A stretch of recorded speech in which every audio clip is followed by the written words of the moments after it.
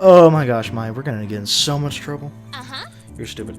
Yes, I wanted you to experience this with me. Silhouetted by the warm glow of the spotlights, Mai smiled at me. Oh my, this is gonna be stupid. Hey everybody, welcome back to Asagao Academy. I'm here with Mai again. Mai's being a complete doofus McGee, and I'm sure everything's gonna be screwed up to infinity and beyond. Silhouetted by the warm glow of the spotlights, Mai smiled at me. That smile almost made me feel okay being here without permission. Almost. Plus, when we get caught, we'll be okay. There's no way they can punish you. They really like you. What? The storeroom lights flickered on. We both turned abruptly, still holding the boots. Shane stood in the doorway. Maybe not that one. What are you doing in here? That case is supposed to be locked. Well, it was locked. We're really sorry, Shane, but we heard the boots were kept in here. We were curious, that's all. No harm done, right? Here, let's get the boots back to him. Yeah, I was just showing to her. We aren't suspicious. You guys hid it away. How is anyone else supposed to see it? She handed the boots to Shane, who placed them carefully back into the case, adjusting the pillow to the center. No. We hide it from people who aren't in the club, like you. The case clicked shut. Shane, I'm sorry. Don't come back in here. Get out of my sight. But I am containing my anger now. But your continued presence is making that even more difficult. I gulped. Mai and I dashed out the door. Mai, you're an idiot, okay? Shane slammed the door behind us. Do you think he's gonna tell the rest of them? I really hope not. I might have ruined my reputation with them. Sorry. I think you mean I have ruined your reputation with them. She threw her head back and laughed, not quite grasping the consequences of her actions. You'll be fine. I'll even be fine. They're students just like us. It's not like we stole it. But Shane, he was really angry. That's just an act. Don't worry about it, Hannah. I said I would protect you, right? Her words seemed genuine enough, but I had a hard time believing her. It was almost as she planned for us to get caught. Okay. You're crazy, girl.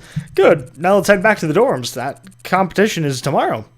And I do not plan on losing due to lack of sleep. The tournament. I completely forgot. Will they even let us participate considering what we just did? Mai hummed happily as we skipped down the hall, somehow impervious to my anxieties. Heart heavy, I followed her. Only time would tell. This is gonna be bad. Saturday dawned bright and harsh. The cloudy light outside mirrored my gloomy mood as I quickly dressed and woke up Mai. Mai, it's time to get up. Morning. Don't make me up. The video game competition, remember? We're playing Stupendous Stomping Sisters today. Mai shot straight out of her bed. Oh my gosh, Jared! I can hang out with Jared today! Oh my goodness. She catapulted from the top bunk and sprinted out into the hallway. I heard crashes and shrieks as she massacred the other girls to get into the bathroom. The sun slowly rose through the windows. Everything would be just fine, right? Soon Mai returned, fully dressed and raring to go. Come on, Hannah, let's go! Oh, this is gonna be bad. She grabbed my hand and dragged me out into the campus commons. Her insistent tugging hurt, but I followed her silently. Even more strangely, she wasn't talking either. Our nerves had gotten the better of us both. We waved into the hall of boys' dorms, making our way to 402. The dormitory itself smelled awful, like a stale Dorito chips. I wonder how I ever noticed it. And realized that this is the first time I came on a weekend. Rather than wandering campus all day for classes and clubs, most people were sleeping or hanging out in their rooms. Mine slowed down as we climbed the stairs, starting at the floor. The closer we got, the slower we progressed. We opened the 4th floor door and crossed the hall. Finally, we stood in front of PBG and John's door. You should knock. What? Me? You should knock. You got here first. Yeah, but you're their friend. Well, you know them better. But you got pink hair! Oh, that's my trump card. Yeah! I'm the better one because I have pink hair. Yes! Oh, I'm inside. Is there a problem, ladies? We both froze. Sense of him waft through the air. Jared. Good morning. Hello, ladies. Is there something wrong with the door? Oh, no, we were just, we didn't want to wake them up in case they were still sleeping. Jared let out a low-throated laugh. I don't think they'd mind having you wake them up. Mai's eyes almost rolled to the back of her head. Here, allow me. He leaned between us and tapped on the door. He was surprisingly tall, and being some 10 inches shorter than him, he towered over me. He looked down at me and winked. The door flew open. Hey. Okay. Hey guys, glad you could make it. We'll be a bit squished in here, but it's better than nothing. What, we couldn't get the classroom this year? I jumped. Shane stood behind me, expressionless. I didn't even see him come. Yeah, it turns out Hidden Block decided to book it for the same day. Wonder what for. John snorted somewhere in the background. I'm not sure your room is better than nothing. Oh, Shane, with the zingers. That wasn't a zinger. Are you just gonna stand outside, or are you coming in? Ah, their room again. It's so clean and tidy, but apparently messy. We stepped through the threshold of fully and completely entering PBG in John's room.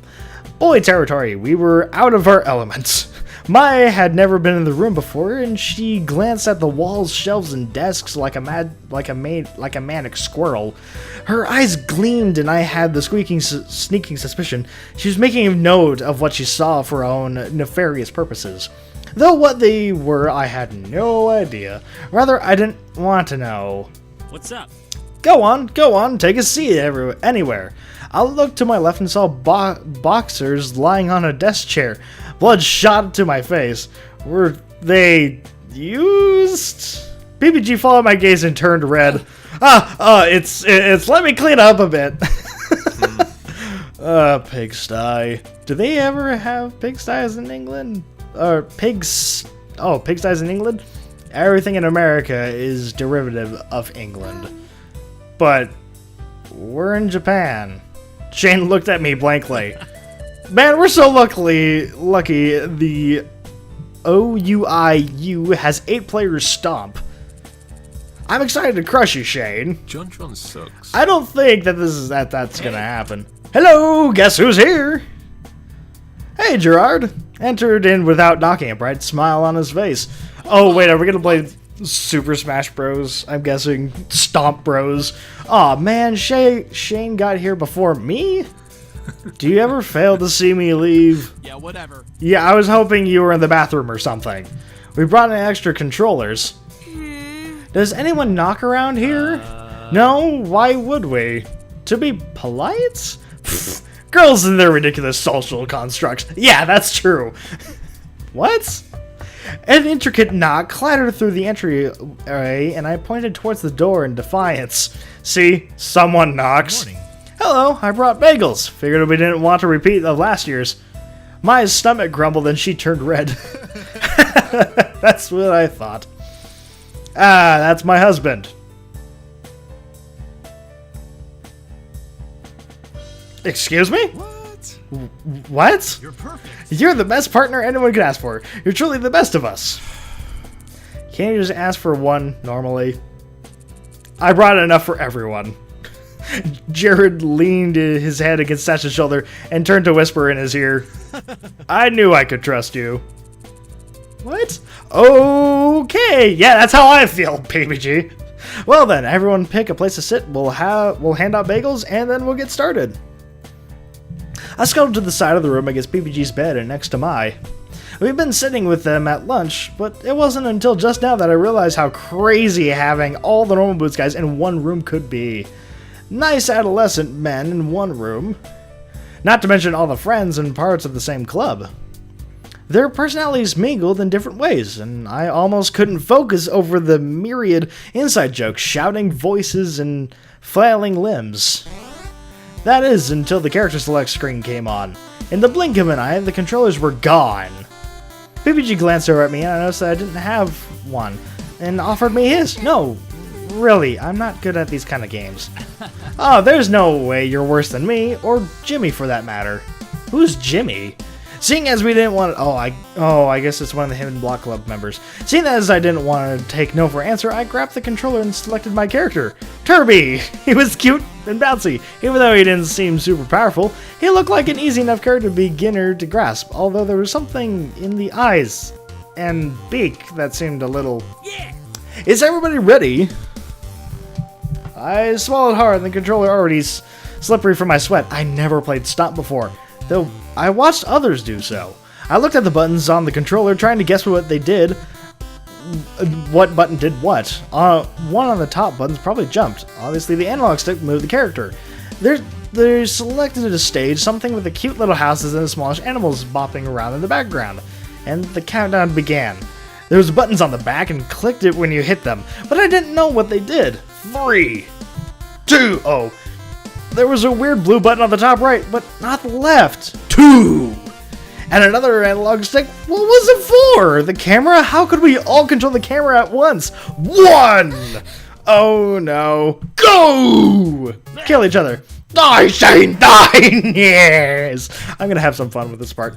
What the heck? Attack everyone, not just me. Oh no. When you're best friends with somebody, they're your mortal enemy. Oh. Thanks for clearing that up, John, but you're my mortal enemy. Josh, what was that for? I wasn't even fighting you. You were wide open. Death waits for no one. You're next. The battle began, and in display of slight mercy, the boys left me alone to wander the field and get a sense of my character. Oh, that does jump. I hit the jump button again, and again, and again, watching my character float higher and higher towards the sky. I can fly! My joy was cut short as a noke ball emerged from nowhere and pegged my pink blob in the eye. I fell to the side of the screen despite trying to jump back up. It wouldn't let me. Why? Turby can kind of hover for a while, but eventually he gets too full of air and has to land. Otherwise, he'd be OP. Oh. Well then, down B. Down B? Down B, turn to a block of whatever.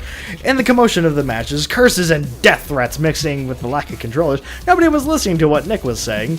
The key to getting someone to hear you in this commotion, it seemed, was shouting their name at the beginning of your sentence. Gerard! Satch! I frowned as my pink little blob fell back into the map. Following Nick's advice, I hit down B, a cloud appeared around my pink guy, and it became a rock. What? I don't understand. What would a rock do? I repeated the move multiple times, always turning into a rock of some sort on the ground, never hurting anybody near me. Suddenly, explosion rocketed around the ground and Turby flew into the air as I hit down B. No! To my surprise, he formed into a rock and fell directly onto John's head. His Nario was sent flying off the screen and died. Yay! You get an A+, Hannah. We're gonna actually find out what John says in the next episode. So thank you for watching. I really appreciate it. Please like, subscribe, leave me a comment. I'll be reading them and responding. And I will be seeing you later. No problems here. Yeah! I just feel so amazing. Blues ahead. You're gonna have to get through them. Holy crap. They have mortars. Get back inside, get back inside, get back inside.